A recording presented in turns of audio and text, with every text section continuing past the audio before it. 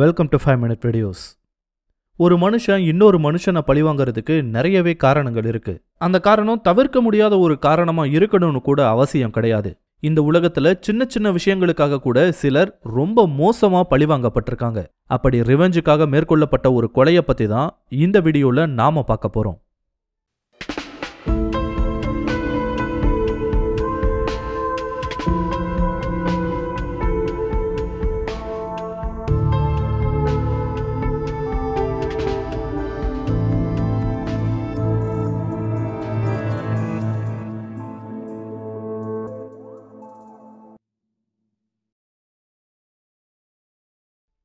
October 6, 2016.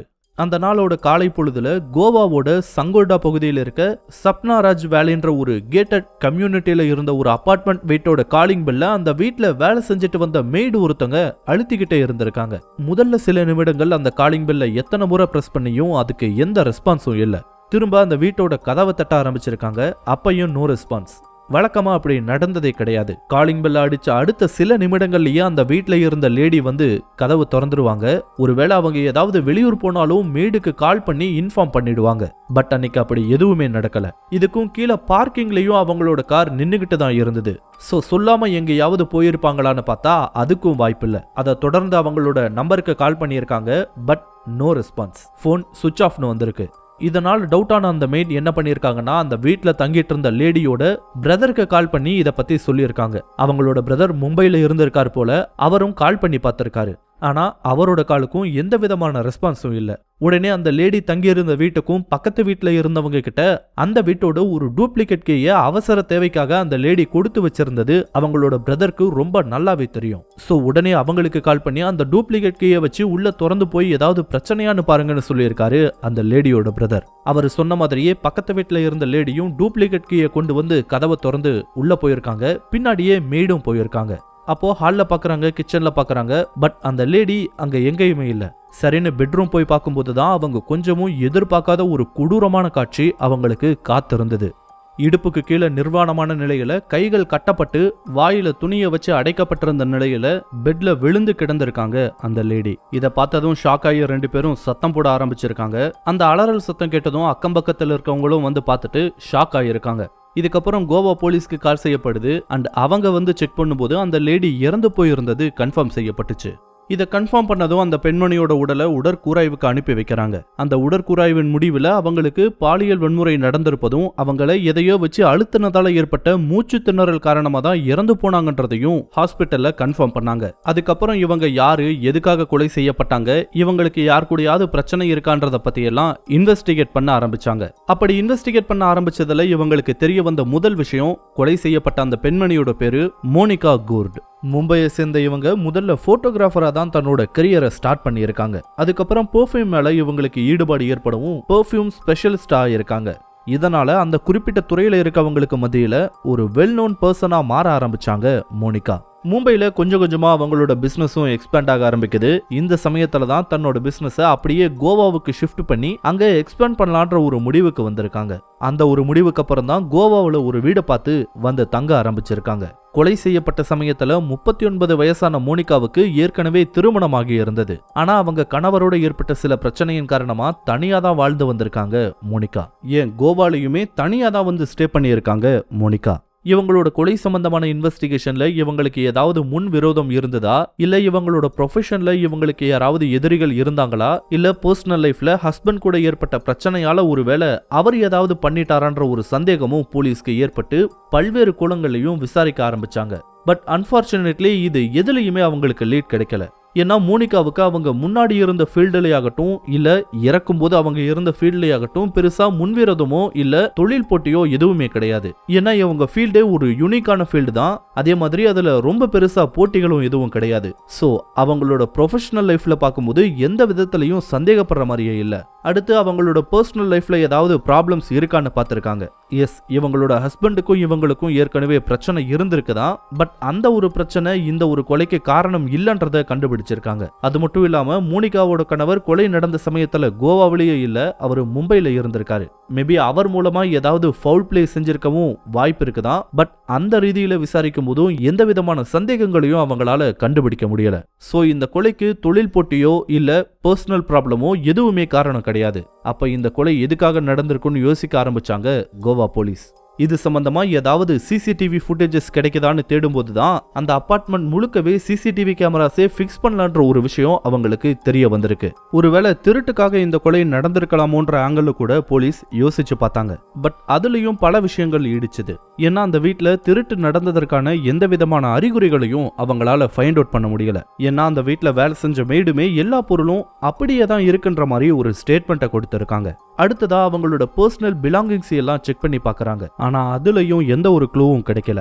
அதே மாதிரி மோனிகாவை கொலை செய்த நபர் அந்த அபார்ட்மெண்ட் பில்டிங்ஸை பத்தி ரொம்ப நல்லா தெரிஞ்ச ஒரு நபரா இருக்க கூட வாய்ப்பு இருக்குன்னு நினைச்சாங்க.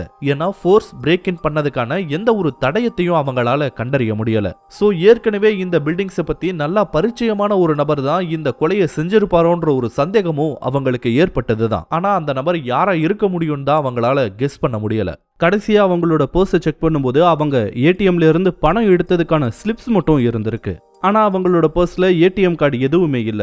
ஏன் அவங்களோட பர்ஸ்ல ரூபாயும் எதுவும் இல்ல. மேபி அவங்க செலவழிச்சிருக்க கூட வாய்ப்பு இருக்குதான்.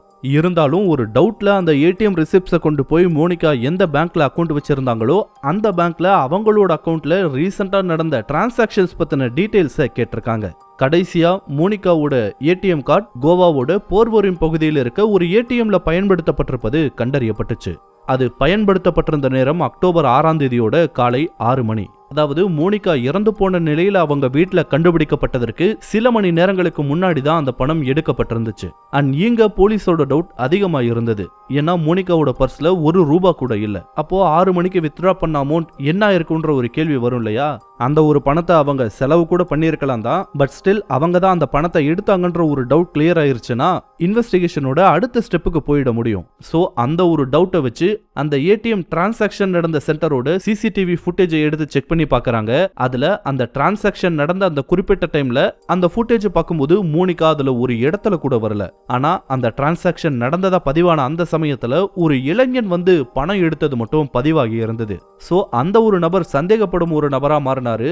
ஃபார்ச்சுனேட்லி அந்த ஏடிஎம்ல இருந்த கேமரால அந்த நபரோட முகம் தெளிவா பதிவாகி இருந்தது. அத ஒரு போட்டோ எடுத்துக்கிட்டு மறுபடியும் மோனிகா தங்கி இருந்த சப்னாராஜ் வேலைக்கு வந்திருக்காங்க போலீஸ். வந்தவங்க அந்த பிளாட்டோட நிர்வாகத்துக்கிட்ட அந்த போட்டோவை காட்டி இந்த பையனை உங்களுக்கு தெரியுமான்னு கேட்டிருக்காங்க. அந்த போட்டோவை பார்த்த உடனே அந்த இளைஞன் யாருன்றத அங்க இருந்தவங்க சொல்லிட்டாங்க.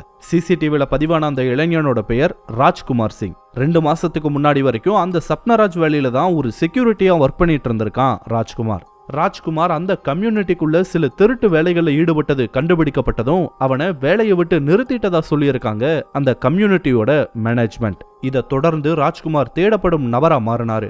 ராஜ்குமாரை தேடிட்டு வந்த அதே சமயத்துல அவனோட பேக்ரவுண்டையும் செக் பண்ண ஆரம்பிச்சாங்க கோவா போலீஸ். அப்படி செக் பண்ணதுல 21 வயசான இந்த ராஜ்குமார் பஞ்சாப் மாநிலத்துல இருக்க பத்திண்டான்ற நகரத்தை சேர்ந்தவன்றது தெரிய வந்திருக்கு. இந்த ராஜ்குமார் மேல பஞ்சாப்லயே ஏகப்பட்ட திருட்டு வழக்குகள் இருக்கு. அதுல இருந்து தப்பிக்கிறதுக்காகவோ என்னவோதான் கோவால வந்து இந்த செக்யூரிட்டி வேலையில ஜாயின் பண்ணியிருக்கான் போல. ஆனா இங்கேயும் தன்னோட வேலையை காட்டவும் தான் அவங்க வேலையை விட்டு நிறுத்தி இருக்காங்க. அதுக்கப்புறம் அவன் எங்க போனா எப்படி இந்த கொலையை பண்ணான்னு யாருக்குமே தெரியல. சோ ராஜ்குமாரை பத்தி அடுத்தது ஏதாவது க்ளூ கிடைக்கிற வரைக்கும் அவனை தேடுவதை தவிர வேற எந்த வழியும் இல்லைன்றத புரிஞ்சுக்கிட்டாங்க கோவா போலீஸ். அது மட்டும் இல்லாம பேங்க்லயும் தொலைஞ்சு போன மோனிகாவோட டெபிட் கார்டுல ஏதாவது புது டிரான்சாக்ஷன் நடந்தா உடனடியா எங்களுக்கு தெரியப்படுத்துங்கன்னு சொல்லி இருந்தாங்க. அடுத்த 2 நாட்கள் ராஜ்குமாரை பத்தி எந்த ஒரு தகவலையும் போலீஸால கண்டுபிடிக்க முடியல. அப்படி இருக்கும்போது அக்டோபர் 8ஆம் தேதி பேங்க்ல இருந்து போலீஸுக்கு ஒரு முக்கியமான அப்டேட் கிடைச்சிருக்கு. என்ன அப்டேட்னா, பெங்களூர் சிட்டியோட ஒரு குறிப்பிட்ட ஏடிஎம்ல கொலை செய்யப்பட்ட மோனிகாவோட டெபிட் கார்டை பயன்படுத்தி பணம் எடுத்திருப்பதை போலீஸ் கிட்ட சொன்னாங்க பேங்க் சைட்ல இருந்து. இந்த தகவல் தெரிய வந்ததும் பெங்களூர்ல எந்த ஏரியாவில் இருக்க ஏடிஎம்ல பணம் எடுக்கப்பட்டுச்சோ அந்த ஏரியாவோட போலீஸ் ஸ்டேஷனுக்கு இந்த கேஸ் சம்பந்தமான எல்லா டீடைல்ஸையும் அனுப்பி வைக்கிறாங்க. அதுவும் குறிப்பா ராஜ்குமாரோட போட்டோவை அனுப்பி வைக்கிறாங்க. இந்த தகவல்கள் கிடைச்சதும் பெங்களூர் போலீஸ் உடனடியா அந்த ஏடிஎம்மோட சிசிடிவி ஃபுட்டேஜஸை எடுத்து செக் பண்ண ஆரம்பிக்கிறாங்க. அப்படி பார்க்கும்போது ராஜ்குமார் அந்த ஃபுட்டேஜ்ல இருந்தது கன்ஃபார்ம் செய்யப்படுது. இது கண்டுபிடிக்கப்பட்டதும் அந்த ஏடிஎம் சுத்தி இருக்க ஹோட்டல்ஸ் அண்ட் பிஜிஸ்ல எல்லாம் ராஜ்குமாரோட போட்டோவை கொண்டு போய் பெங்களூர் போலீஸ் இன்வெஸ்டிகேட் பண்ணியிருக்காங்க. அப்படி பண்ணதுல ராஜ்குமார் தங்கியிருந்த ஹோட்டல் எதுன்றத கண்டுபிடிச்சிருக்காங்க. ஆனா ரிசப்ஷன்ல விசாரிக்கும் போது ராஜ்குமார் அப்போ ஹோட்டல்ல இல்லன்றதும் அவங்களுக்கு தெரிய வந்துச்சு. சோ ராஜ்குமார் திரும்ப வர்ற வரைக்கும் சிவிலியன் ட்ரெஸ்லயே போலீஸ் அங்க வெயிட் பண்ண ஆரம்பிச்சாங்க. அண்ட் சில மணி நேரங்கள்ல ராஜ்குமார் அந்த ஹோட்டலுக்கு திரும்பி வந்திருக்கான். வந்தவன ரிசப்ஷன்லயே வச்சு மடக்கி இருக்காங்க கர்நாடகா போலீஸ். ராஜ்குமார் கைது செய்யப்பட்ட தகவல் கோவா போலீஸ்க்கு கொடுக்கப்படுது. அடுத்த நாள் கர்நாடகாவுக்கு வந்த கோவா போலீஸ் ராஜ்குமார அவங்களோட கஸ்டடியில எடுத்து கோவாவுக்கு கொண்டு போறாங்க. அதுக்கப்புறம் தான் ராஜ்குமார் கிட்ட விசாரணை ஆரம்பிச்சிருக்கு. போலீஸ் விசாரிக்க ஆரம்பிச்ச கொஞ்ச நேரத்திலேயே ராஜ்குமார் தான் தான் மோனிகாவை கொன்னன்ற உண்மையை ஒத்துக்கிட்டு இருக்கான். அதுக்கப்புறமா ஏன் கொன்னான்ற காரணத்தையும் சொல்ல ஆரம்பிச்சிருக்கான். இதெல்லாம் ஆரம்பிச்சது 2016ஆம் ஆண்டோட ஜூன் மாசத்துல. அப்போதான் மோனிகா மும்பையிலிருந்து கோவாவுக்கு தன்னோட பிசினஸை மாற்றுவதற்காக மும்முரமா ஒர்க் பண்ணிட்டு இருந்திருக்காங்க. அப்போ அவங்களுக்கு கோவாவில் தங்கறதுக்கான ஒரு ரெசிடென்சி தேவைப்பட்டிருக்கு. அப்படி இருக்கும்போது சப்னாராஜ் வேலியில ஒரு ஹவுஸ் ரெண்டுக்கு இருக்குன்னு தெரிஞ்சு அந்த அபார்ட்மெண்ட்டை பார்க்க வந்திருக்காங்க மோனிகா. அந்த சமயத்துல ராஜ்குமார் அங்க வாட்ச்மேனா இருந்திருக்கான். மோனிகா காலியா இருந்த வீட்டை பார்க்க வர்றத பத்தி ஏற்கனவே அந்த மேனேஜ்மெண்ட் ராஜ்குமார் கிட்ட சொல்லி இருந்தாங்க. சோ மோனிகா வந்ததும் காலியா இருந்த அந்த அபார்ட்மெண்ட்டுக்கு கூட்டிட்டு போய் காட்டியிருக்கான் ராஜ்குமார். அப்பதான் ராஜ்குமாருக்கு மோனிகா மேல ஒன் சைடட் அஃபெக்ஷன் ஏற்பட்டிருக்கு போல. அன்னைக்கே அந்த வீட்டை பார்த்துட்டு மோனிகா கிளம்பிடுறாங்க. ஆனா ஒரு வாரத்துக்கு அப்புறம் அந்த வீட்டையே ரெண்டுக்கு எடுக்கலான்ற முடிவுக்கு வந்திருக்காங்க மோனிகா. மோனிகா அந்த வீட்டுல குடியேறினதும் இதை பத்தி அந்த பிளாட்டோட செக்யூரிட்டியா இருந்த ராஜ்குமார் கிட்டையும் சொல்லி இருக்காங்க மோனிகா. பொதுவா இது எல்லா அபார்ட்மெண்ட்ஸ்லயும் சகஜமா நடக்கக்கூடிய ஒரு விஷயம் தான். பிகாஸ் அந்த கம்யூனிட்டிக்குள்ள இருக்கவங்களுக்கு ஏதாவது நீட்னா கண்டிப்பா அவங்க செக்யூரிட்டியை தான் கால் பண்ணுவாங்க. சோ அவங்க கிட்ட இன்ஃபார்ம் பண்றது சகஜமா நடக்கக்கூடிய ஒரு விஷயம் தான். இத சொன்னதும் ராஜ்குமாருக்கு உள்ளுக்குள்ள சந்தோஷம் ஏற்பட்டிருக்கு. மோனிகா இந்த வீட்டுக்கு ஷிஃப்ட் ஆகுறாங்க. அப்போ அவங்களுக்கு தேவையான எல்லா உதவிகளையும் செஞ்சுட்டு வந்திருக்கான் ராஜ்குமார். இந்த நிலையில தான் மோனிகாவை எப்படியாவது இம்ப்ரெஸ் பண்ணுன்னு ராஜ்குமாருக்கு தோண ஆரம்பிச்சிருக்கு. ஆனா ராஜ்குமார் ஒரு செக்யூரிட்டியா இருந்ததால அடிக்கடி ஒருத்தரோட வீட்டுக்கெல்லாம் போயிட்டே இருக்க முடியாது இல்லையா? அதுக்காக ராஜ்குமார் ஒரு ஐடியாவை பண்ணியிருக்கான். என்னன்னா அந்த கம்யூனிட்டியில இருக்கக்கூடியவங்களோட கார்ஸ் எல்லாம் கழுவுற சாக்கல அடிக்கடி மோனிகாவை பார்க்கலான்ற ஒரு ஐடியாவை பண்ணியிருக்கான் ராஜ்குமார். இதுக்காக என்ன பண்ணியிருக்கான்னா அந்த அபார்ட்மெண்ட்ஸோட மேனேஜ்மெண்ட் கிட்ட போய் தனக்கு கஷ்டமா இருப்பதாகவும் நீங்க இங்க இருக்கவங்களோட காரையெல்லாம் கழுவ விட்டீங்கன்னா எனக்கு அது கொஞ்சம் பினான்சியலா ஹெல்ப்ஃபுல்லா இருக்குன்னு சொல்லிட்டு கெஞ்ச ஆரம்பிச்சிருக்கான் ராஜ்குமார். இதை கேட்டவங்க என்ன கொஞ்சம் அதிகமா தானே சம்பாதிக்க போறான், சம்பாரிச்சுக்கிட்டோன்னு சொல்லிட்டு அதுக்கு அலோவ் பண்ணியிருக்காங்க. அதை தொடர்ந்து அங்க இருக்கவங்களோட கார்ஸ் எல்லாம் கழுவ ஆரம்பிச்சிருக்கான். அந்த மேனேஜ்மெண்ட் என்னமோ நல்ல எண்ணத்தின் அடிப்படையில தான் இதுக்கு ஓகே சொன்னாங்க. ஆனா ராஜ்குமார் ஹேட் அதர் ஐடியாஸ். இப்படி கார் கழுவ ஆரம்பிச்சதுல இருந்து டெய்லியும் மோனிகாவை பார்க்கக்கூடிய ஒரு வாய்ப்பு கிடைச்சிருக்கு ராஜ்குமாருக்கு. இந்த வாய்ப்பை பயன்படுத்தி மோனிகாவை எப்படியாவது இம்ப்ரெஸ் பண்ணணும்னு பாக்குறான் ராஜ்குமார். ஆனா மோனிகா செக்யூரிட்டின்ற ஒரு பார்வையில மட்டும்தான் அவனை பார்த்து வந்திருக்காங்க. இருந்தாலும் டெய்லியும் கார் கழுவி விடுவது, கார் சுத்தம் பண்ணுவதுன்னு எல்லா வேலைகளையும் செஞ்சு வந்திருக்கான் ராஜ்குமார். அப்படி இருக்கும்போது தான் ஒரு நாள் மோனிகாவோட கார்ல வச்சிருந்த ஒரு கொடை காணாம போயிருக்கு. காருக்குள்ள வச்ச கொடை எப்படி காணாம போயிருக்குன்னு யோசிச்ச மோனிகாவுக்கு ஒரே ஒரு ஆன்சர் தான் கிடைச்சிருக்கு. என்னன்னா அந்த காரை அவங்கள தவிர ஓபன் பண்ற ஒரே நபர்னா அது ராஜ்குமார் தான். சோ ராஜ்குமார் தான் அந்த கொடையை திருடி இருக்கணும்னு ஒரு முடிவுக்கு வந்தாங்க மோனிகா. இங்க கொடை பிரச்சனை கிடையாது, அதை திருடுனது தான் பிரச்சனை. சோ இத பத்தி உடனடியா அந்த அபார்ட்மெண்ட்ஸோட நிர்வாகத்துக்கிட்ட கம்ப்ளைண்ட் பண்ணியிருக்காங்க மோனிகா. அவங்களும் சந்தேகப்பட்டு ராஜ்குமார் தங்க வைக்கப்பட்டிருந்த ரூமுக்கு போய் சர்ச் பண்ணியிருக்காங்க. அப்போ மோனிகாவோட கொடைன்னு மட்டும் இல்லாம அந்த கம்யூனிட்டியில காணாம போன பல்வேறு பொருட்கள் ராஜ்குமாரோட ரூம்ல இருந்திருக்கு. ராஜ்குமார் உள்ளுக்குள்ளேயே திருடிட்டு இருக்கான்ற விஷயத்த கண்டுபிடிச்சிருக்காங்க அந்த மேனேஜ்மெண்ட். உடனடியா ராஜ்குமாரை அந்த வேலையில இருந்து துரத்தி விட்டுருக்காங்க. வேலையில இருந்து துரத்தி விட்டதுக்கு அப்புறமா சில நாட்கள் அவன் கோவாவிலேயே சுத்தி வந்திருக்கான். அதுக்கப்புறமா வேலை தேடி சென்னை வந்திருக்கான். மறுபடியும் மும்பை போயிருக்கான். ஆனா அவன் போன இடம் எதுலயுமே கரெக்டான ஜாப் அவனுக்கு கிடைக்கவே இல்லை. அப்பதான் தன்னோட இந்த நிலைமைக்கு மோனிகா தான காரணம், அவளை நான் பழி வாங்கணும்ன்ற ஒரு எண்ணத்துக்கு வந்திருக்கான் ராஜ்குமார். அவன் வேலை செஞ்சுட்டு இருந்த சப்னாராஜ் வேலி கம்யூனிட்டியோட எல்லா இடங்களும் அவனுக்கு தெரியும்ன்றதால அதை பேஸ் பண்ணியே ஒரு பிளான் போட்டிருக்கான். இதுக்கும் அங்க சிசிடிவி இல்லைன்றது அவனுக்கு ரொம்ப நல்லாவே தெரியும். சோ அதை வச்சு என்ன பண்ணிருக்கான்னா செக்யூரிட்டி இல்லாத சமயமா பார்த்து அந்த கம்யூனிட்டிக்குள்ள போய் மாடியில ஒளிஞ்சுகிட்டு இருந்திருக்கான் ராஜ்குமார். அவனுக்கு நல்லாவே தெரியும் மாடிக்கு யாருமே வரமாட்டாங்கன்றது. இது அவனோட பிளானுக்கு ரொம்ப கன்வீனியன்டா போச்சு. அவன் பிளான் என்னன்னா மோனிகாவோட கார் அந்த கம்யூனிட்டிக்குள்ள வர்ற வரைக்கும் வெயிட் பண்றது. மோனிகா வீட்டுக்கு வந்துட்டாங்கன்னு கன்ஃபார்ம் பண்ணதுக்கு அப்புறம் நைட் டைம்ல மோனிகாவோட வீட்டுக்கு போய் அவங்கள பழித்திக்கிறது தான் அவனோட எண்ணமா இருந்திருக்கு. இதுக்காக ஒரு நாள் முழுக்க வெயிட் பண்ணியிருக்கான். ஆனா மோனிகாவோட கார் சப்னாராஜ் வேலிக்குள்ள வரவே இல்லை.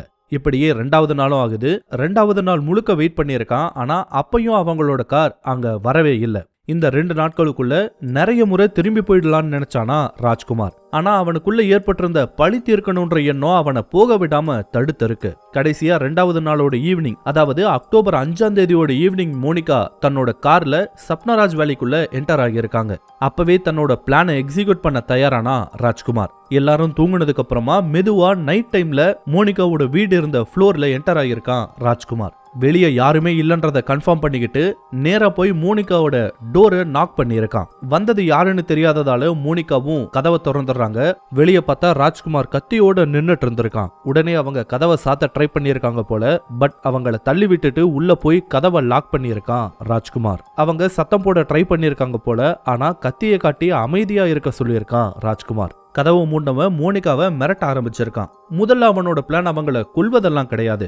அவங்கள மேக்சிமம் காயப்படுத்திட்டு அவங்க கிட்ட இருந்து பணத்தை எடுத்துட்டு போவதுதான் அவனோட முக்கியமான குறிக்கோளா இருந்திருக்கு. அதுக்காக கொன்னுடுவன்னு மிரட்டிய அவங்க கிட்ட இருந்த பணத்தை எல்லாம் வாங்கியிருக்கான். அது மட்டும் இல்லாம அவங்களோட டெபிட் கார்டை எப்படி யூஸ் பண்ணுன்னு அவங்க கிட்டயே கேட்டு தெரிஞ்சுக்கிட்டு இருக்கான் ராஜ்குமார். இந்த சமயத்துல மோனிகா என்ன நினைச்சிருக்க வாய்ப்பு இருக்குன்னா, டெபிட் கார்டை தானே எடுக்கிறான், வேணும்னு எடுத்துட்டு போகட்டும், நாம கார்டை பிளாக் பண்ணிடலாம், மேக்சிமம் அவனை போலீஸ்ல பிடிச்சு கொடுத்துடலான்னு கூட அவங்க நினைச்சிருக்க வாய்ப்பு இருக்கு. வாய்ப்பெல்லாம் இல்ல, அப்படிதான் நினைச்சிருப்பாங்க. ஆனா அவனோட எண்ணம் கொஞ்ச நேரத்திலேயே மாறி இருக்கு. எப்படி மாறி இருக்குன்னா, ஒரு கொடைக்காகவே நம்மள மாட்டி விட்டவதான இவ, ஒருவேளை நம்ம இவ கிட்ட இருந்து பணத்தை எடுத்துட்டு போனாலும் கண்டிப்பா நம்மள மாட்டி விட்டுருவா, சோ இவளை உயிரோட விடக்கூடாதுன்னு அப்பதான் நினைச்சிருக்கான் ராஜ்குமார். இதை யோசிச்சதுக்கு அப்புறமா மோனிகாவோட கை கால்களை கட்டி வாயை பொத்தி பெட்ல கொண்டு போய் போட்டிருக்கான் ராஜ்குமார். அது மட்டும் இல்லாம அவங்கள பாலியல் வன்முறைக்கு உட்படுத்தி இருக்கான் ராஜ்குமார். எல்லாத்தையும் செஞ்சு முடிச்சதுக்கு அப்புறமா அங்க இருந்த ஒரு தலகாணியை எடுத்து அவங்களோட முகத்துல வச்சு அழுத்த ஆரம்பிச்சிருக்கான். இதனால ஏற்பட்ட மூச்சு திணறல் காரணமா அடுத்த சில நிமிடங்கள்லயே மோனிகா இறந்து போயிருக்காங்க. இது எல்லாத்தையும் செஞ்சதுக்கு அப்புறமா அந்த வீட்டு ஃப்ரிட்ஜில் இருந்த முட்டைகளை எடுத்து சமைச்சு சாப்பிட்டுட்டு அங்கேயே குளிச்சுட்டு நீட்டா எல்லாத்தையும் செட் பண்ணி வச்சுட்டு விடியறதுக்குள்ள ராஜ்குமார் எஸ்கேப் ஆகிட்டானா. அங்க இருந்து வெளியே வந்ததும் மோனிகா சொல்லி கொடுத்த மாதிரி பக்கத்துல இருந்த ஒரு ஏடிஎம்க்கு போய் ஒரு அமௌண்ட்டை எடுத்துக்கிட்டு கோவாவை விட்டு வெளியே போயிருக்கான் ராஜ்குமார். அதுக்கப்புறம் தான் முன்ன நாம பார்த்த விஷயமெல்லாம் நடந்திருக்கு. 2016 நடந்த இந்த கொலைக்கான இன்வெஸ்டிகேஷன் எல்லாம் முடிஞ்சு இப்பவும் இந்த கேஸ் கோர்ட்ல நடந்துகிட்டு தான் இருக்கு. அண்ட் ராஜ்குமார் இன்னமும் ஜெயில தான் இருக்கான். கூடிய சீக்கிரத்துல அவனுக்கான தண்டனை கொடுக்கப்படும் எதிர்பார்க்கப்படுது. இந்த வீடியோ உங்களுக்கு பிடிச்சிருந்தா லைக் பண்ணுங்க, கமெண்ட் பண்ணுங்க, ஷேர் பண்ணுங்க. இதே மாதிரியான புதிய வீடியோக்களை பார்க்க மறக்காம 5 Minute Videos சேனலுக்கு சப்ஸ்கிரைப் பண்ணுங்க. அண்ட் மறக்காம நோட்டிபிகேஷன் பெல் ஐகானையும் கிளிக் பண்ணி விடுங்க. தேங்க்யூ.